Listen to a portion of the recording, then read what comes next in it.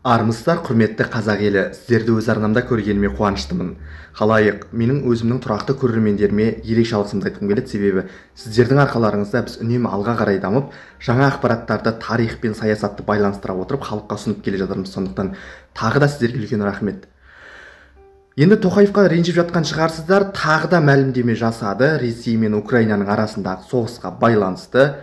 Алайда Тоқаевтың бұл мәлімдемесі тағы да халықтың ашуын келтірді деп айтуымызға болады. Себебі қазіргі кезде Қазақстанда қаншама халықтың Украинаны қолдап жүрген әлеуметтік желіден болсын, жалпы қоғамдық пікірден, қоғам белсенділерінің жасап жатқан мәлімдемелерін байқаған шығарсыз. Алайда Тоқаевтың Кремльдің, яғни әскери тұрғыдан жеңілмейді деп айтуын тағы да осы мәрте тағы да айтуы расында да халықтың ашуын келтірді. Сондықтан Тоқаевты біз түсіне алмай жатырмыз, не себепті қайта-қайта бұлай айтып жатқанын, Кремльдің әскери тұрғыдан жеңілмейтінін, бұған не себеп болды, және бұның артында Путин тұр ма, әлде Тоқаевтың бұл шынында да объективті пікірі ма, яғни субъективті емес, болып жатқан жағдайларға байланысты айтып отырған объективті пікірі ма, оны алдымен Тоқаевтың тағы да осыған байланысты жасаған мәлімдемесін оқып берейін, содан кейін тарқатып айтатын боламын.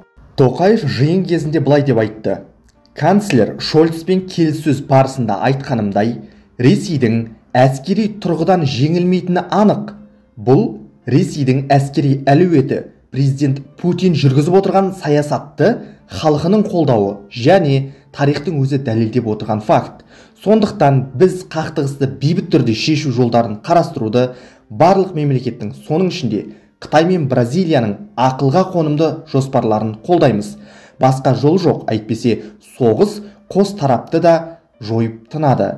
Кейбір әлемдік күштер бұған мүдделі шығар, бірақ бұл тығырыққа тірейтін жол.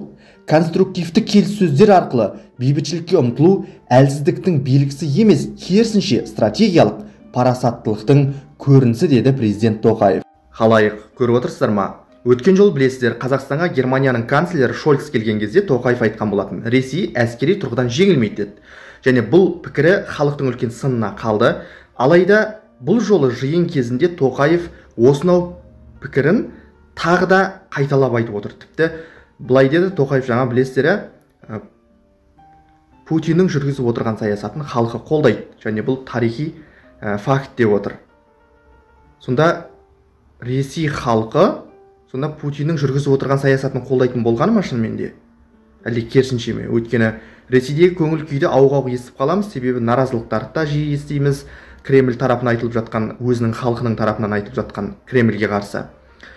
Қалай дегенмен де Тоқаев осы Ресей мен Украинаның арасында қақтығысты бейбіт тәсілмен шешуді ұсынып отыр, бірақ Қытай мен Бразилияның нұсқасын айтып отыр. Ал Қытай мен Бразилияның нұсқасы Украина үшін әлдеқайда тиімсіз. Украинаның бұған келісетін ойы да жоқ сияқты. Себебі өткені жақында білесіздер, Зеленскийдің Ақ үйге жасаған, яғни Америкаға жасаған сапары, мемлекеттік сапары яғни, және Еуропа елдерінің басшыларымен кездесуі және жеңіс жоспар туралы айтқан болатын Зеленский, яғни соғысты аяқтау туралы. Тіпті Зеленский мәлімдеме жасаған кезде айтты: соғысты барынша 2025 жылы аяқтаймыз деді. Әлі күнге дейін мына НАТОның және жалпы еуропалық мемлекеттер Украинаға көмектесіп отырған, әскери тұрғыдан қару-жарақ жағынан Украинаға көмектесіп отырған мемлекеттер осы сол қарулармен, яғни заманауи үлгідегі қарулармен Ресейдің ішкі аудандарына шабуыл жасауға әлі де рұқсат бермей отыр. Себебі бұлар Ресеймен тікелей қақтығысқа түсуден бойын аулақ салып отыр. Яғни Еуропа болсын, Америка болсын. Бұлар жалпы айтады, бұл соғыстың өзі гибридтік соғыс деп, яғни бұл тікелей Ресейге жасалып жатқан шабуыл емес, жанама түрдегі гибридтік соғыстың енді мағынасын білесіздер ғой. Қалай дегенмен де енді Ақ үй мен жалпы НАТО болсын, еуропалық мемлекеттер өздерінің берген қаруларын Ресейдің ішкі аудандарына шабуыл жасауға рұқсат беретін болса, бұл расында да екі мемлекетті де тығырыққа тірейді. Әсіресе Курскідегі болып жатқан жағдайларды өздеріңіз жақсы білесіздер. Соғыс театрының Курскіге ауысқанның өзі соғыс барысына қатты әсер етті Украина мен Ресейдің арасындағы.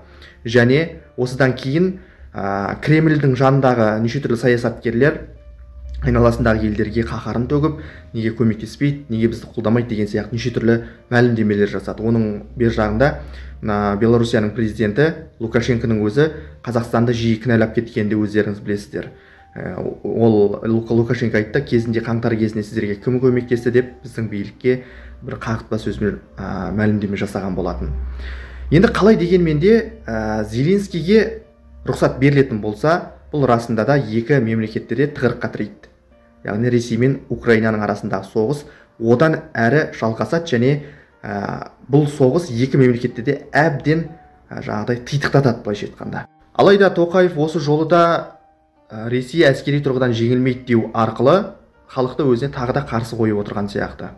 Қалай дегенмен де Тоқаевтың Ресей тарапына айтылып жатқан осындай сөздері қоғам тарапынан үлкен сынға қалып жатыр, оны ашық айтуымыз керек. Бірақ Тоқаев не себепті өзіне қарсы қоятындай пікірді айтып отыр, сол жағы түсініксіз болып отыр. Өткен жолы білесіздер, Шольцпен кездескен кезде де осы мәлімдемені айтқан болатын, енді тағы нығарлап соны қайталап отыр. Яғни Ресей әскери тұрғыдан жеңілмейді деп отыр.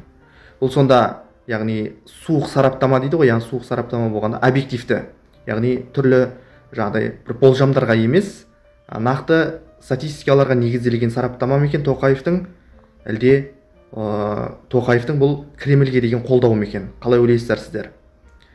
Тоқаевтың осынау жаңағыдай пікірі Біріккен ұлттар ұйымының болсын, жалпы мына батыс мемлекеттерінің, Америка құрама штаттарының назарын Қазақстанға аударып, санкцияның салқыны бізге де тиіп кетпей ме деген қорқыныш бар. Сіздер қалай ойлайсыздар? Тоқаев не себепті бұны қайталап айтып отыр?